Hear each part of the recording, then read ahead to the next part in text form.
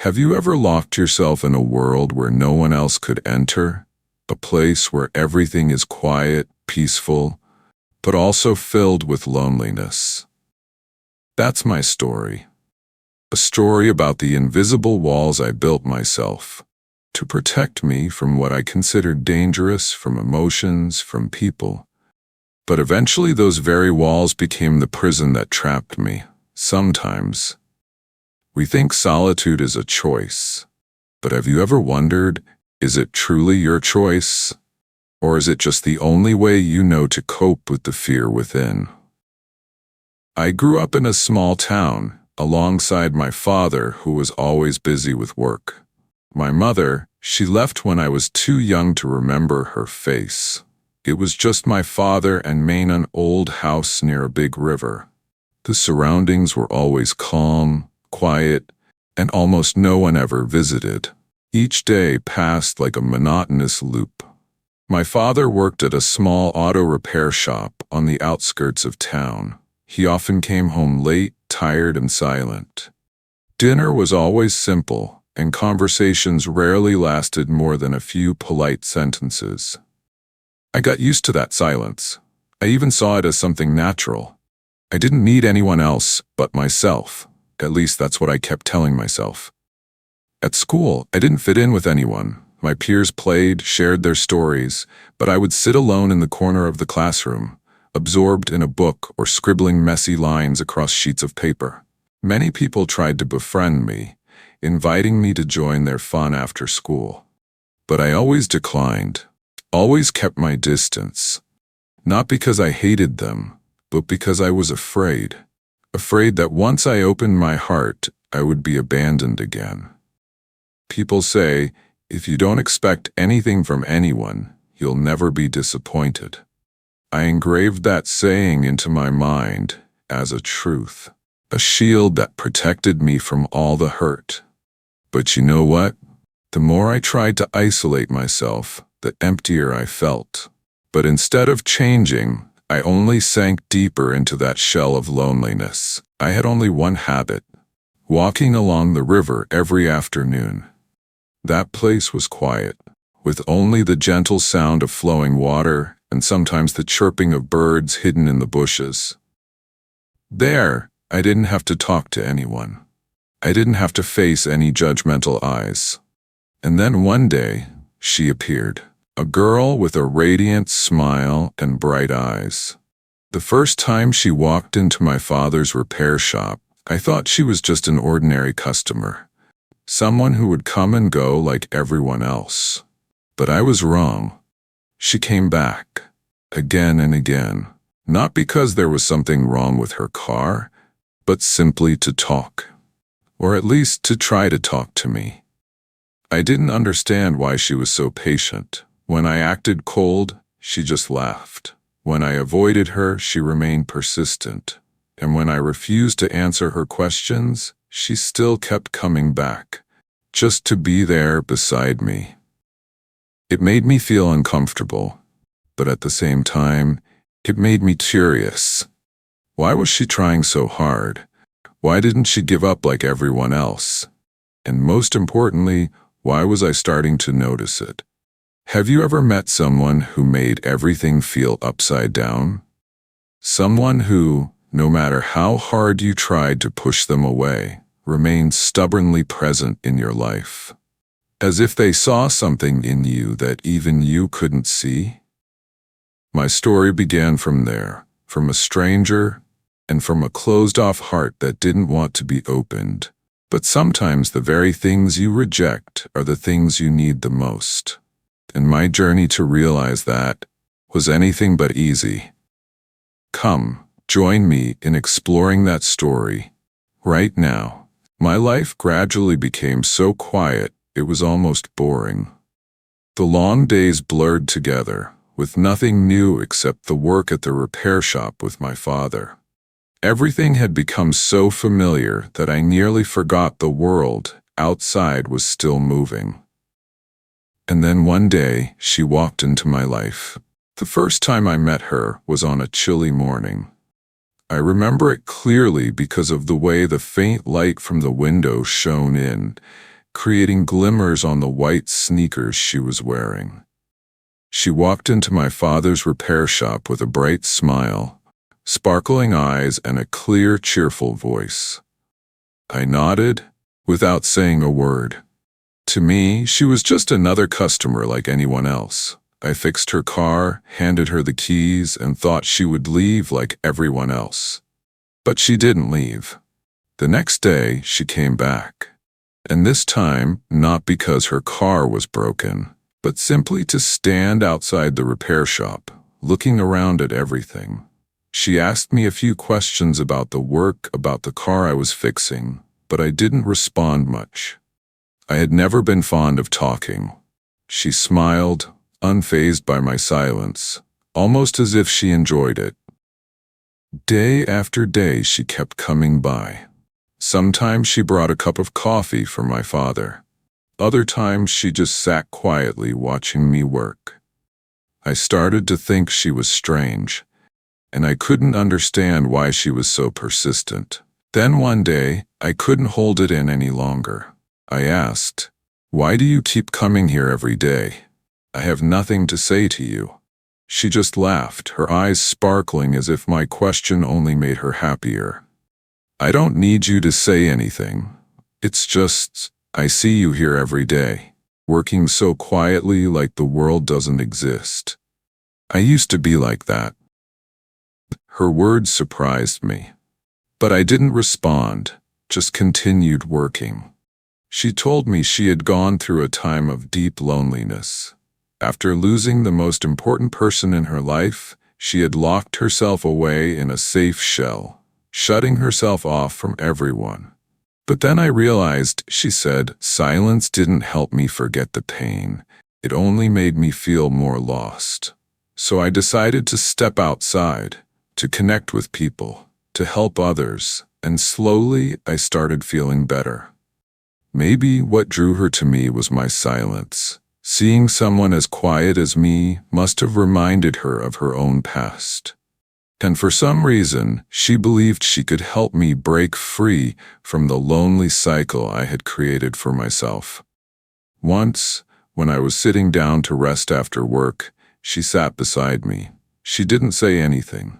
She simply sat there, looking out at the river flowing lazily by. I was used to being alone, but strangely, her presence didn't make me feel uncomfortable. Just like that, she kept coming by as regularly as clockwork. No demands, no complaints, just being there. And little by little, I started looking forward to her visits. Perhaps what she did was something I had never considered. Patience and sincerity. Sometimes helping someone isn't about trying to change them with advice or guidance.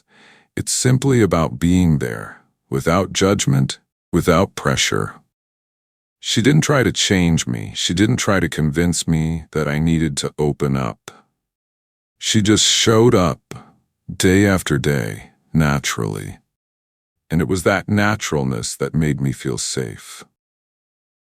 There's a quote I'll never forget. People don't care how much you know until they know how much you care. She didn't need to say she understood me, because her persistence had already proven that. But you know what? When you start getting used to someone's presence, when you begin to look forward to seeing them every day, that's also when you realize you're changing. And that change sometimes feels scarier than loneliness itself. So what happens when everything you thought was stable suddenly gets turned upside down? That's what I had to face when one day she stopped coming. Her presence gradually became a part of my life, something I never expected before. I had grown accustomed to her walking into the repair shop every morning, smiling as if nothing in the world could bring her down. In the beginning, I still tried to ignore her. She spoke, and I responded with silence. She smiled, but I didn't smile back. She asked questions, and I answered with short, curt replies. But then, I started noticing the small things I'd never cared about before. The cups of hot tea she brought me, always prepared just the way I like it, neither too sweet nor too bland. The times she would quietly sit by the river bank, her eyes fixed on the flowing water as if searching for answers to something. And even on rainy days, when she'd still show up, her hair drenched but her smile as bright as ever. I couldn't understand what made her so persistent. Maybe it was empathy, or maybe it was something I couldn't grasp. But whatever the reason, her patience was beginning to affect me. One day, when she handed me a cup of hot tea as usual, instead of quietly placing it on the table, I reached out and took it. "I'll give it a try," I said, my voice still dry but not as rigid as before. Her eyes lit up. It was just a small change, but I could clearly see the joy in her smile. But not everything went smoothly. There were days when her presence still made me feel uncomfortable, as if she was trying to break down the walls I had built for so long. It was a conflicting feeling. Part of me wanted her to disappear, so I could return to the quiet life where no one could reach me. But another part looked forward to her showing up every day. I couldn't even understand myself, and that scared me. One time I deliberately avoided her, refusing to step out of the repair shop all day. She still sat outside, waiting until it grew dark. When I finally stepped out and saw her still sitting there, her hands cold and numb but her smile gentle as ever, I realized she truly had no intention of giving up. "What are you running away from?" she asked, her voice gentle but direct. I didn't answer. I just looked down at the ground. From that day on, I began to open up just a little. Not through grand gestures or eloquent words, but simply by listening to her more. I no longer ignored the small stories she shared. I no longer felt irritated every time she showed up. Gradually, I realized I was no longer trying to push her away. We started sitting by the river together every afternoon. She would tell me about the books she loved, the dreams she wanted to chase, and sometimes I'd share small pieces of my life with her. For the first time in my life, I felt like I could trust someone. Not because she was perfect, but because she was genuine. One day, as we were sitting by the river, she handed me a small piece of paper. "I wrote this when I felt lost," she said, her eyes gazing into the distance.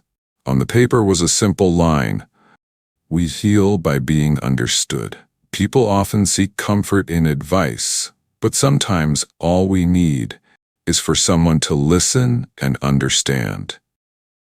Her words made me think about all the times she had shown up asking for nothing, just simply being there. And then I realized I had started to change, bit by bit. But you know what? When you start opening your heart, you're also putting it in a place where it can be hurt. Change isn't always easy, and sometimes things happen in ways you can't predict.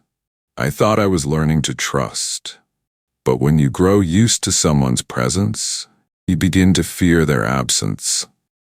And that's exactly what happened. One day, she didn't show up. Have you ever grown so accustomed to someone's presence that you think they'll always be there? As if every morning the sun will always rise from the east. As if every time you look out the door, they'll be standing there, smiling back at you. I had grown used to her presence. Every day she would walk into the repair shop like it was a natural part of life. While I worked, she would sit at the corner of the table, reading a book, or watching me quietly with gentle eyes. I had thought, or maybe convinced myself, that she would always be there. But then one day, she didn't show up.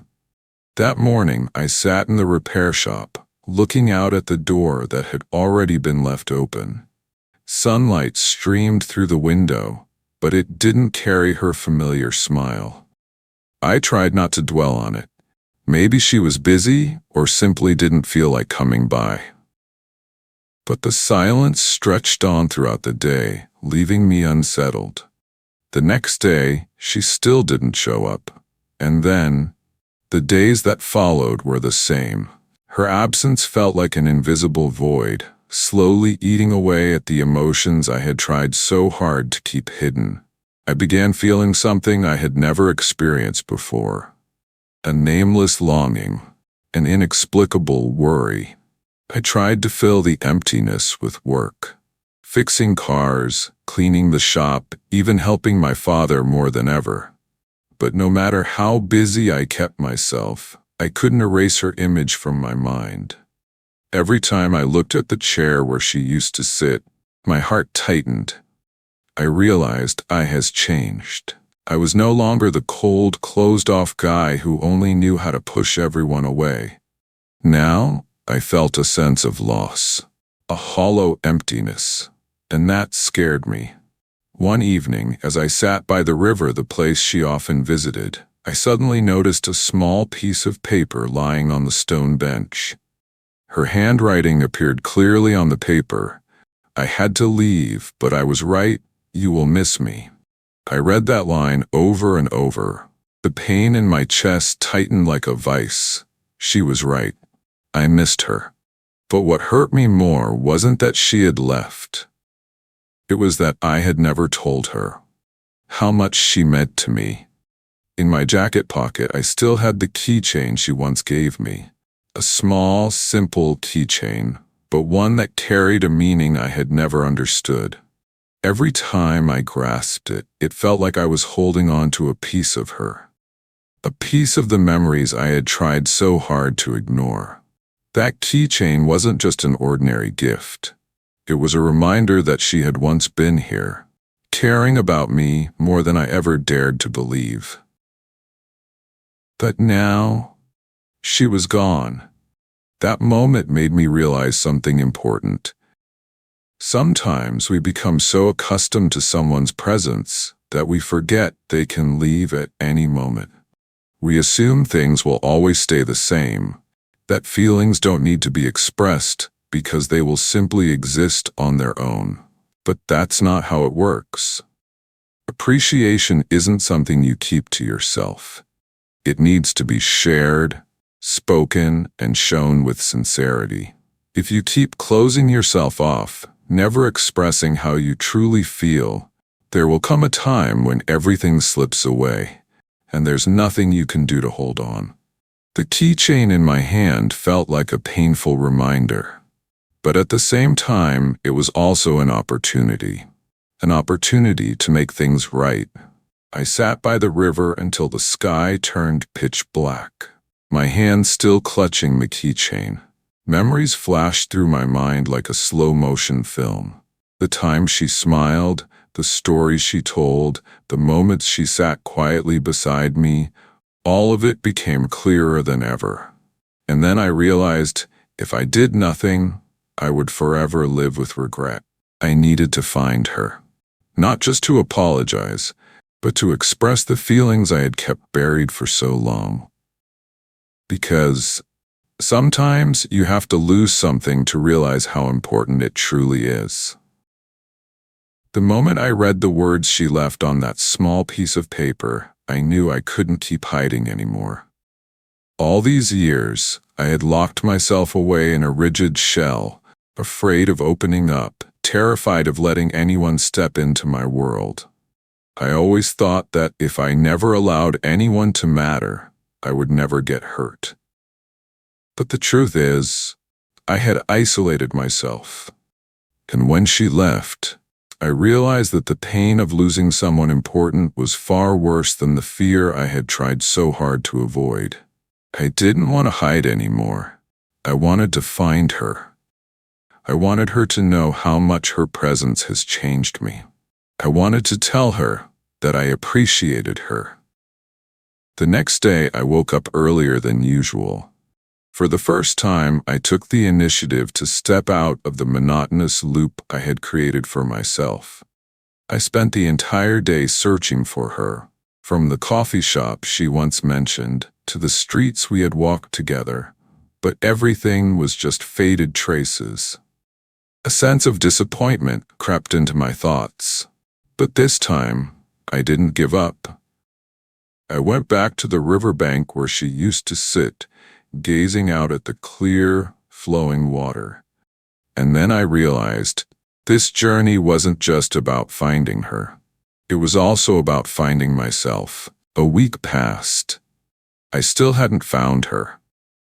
But I was no longer the closed-off guy, avoiding everything and everyone like before. I started to open up more, talking to the people around me. I even realized that my father had been trying to connect with me all along. It was just that I had never opened myself up to listen. One afternoon, as I sat by the riverbank where we used to share peaceful moments, my father walked over and sat down beside me. "You've changed a lot," he said, his eyes gentler than ever. I smiled, for the first time feeling truly comfortable talking to him. "I've realized, sometimes you have to lose something to understand its true value," I replied. My father nodded. "That's true, but what's more important is, you've learned how to open your heart." He handed me a small envelope. Inside was a piece of paper with a handwritten address. "That girl came here. She said she wanted to leave town for a while to find answers for herself. But before she left, she asked me to give you this."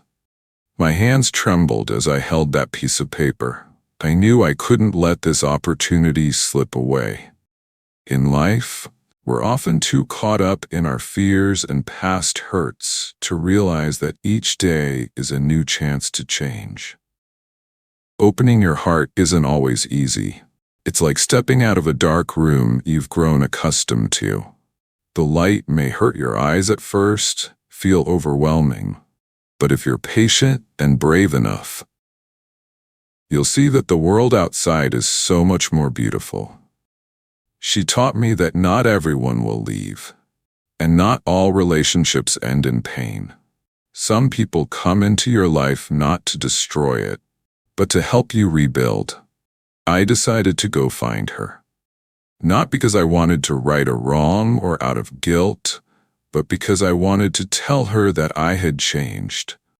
That thanks to her, I had learned how to open my heart, how to trust, and how to love. This journey wasn't just about finding her.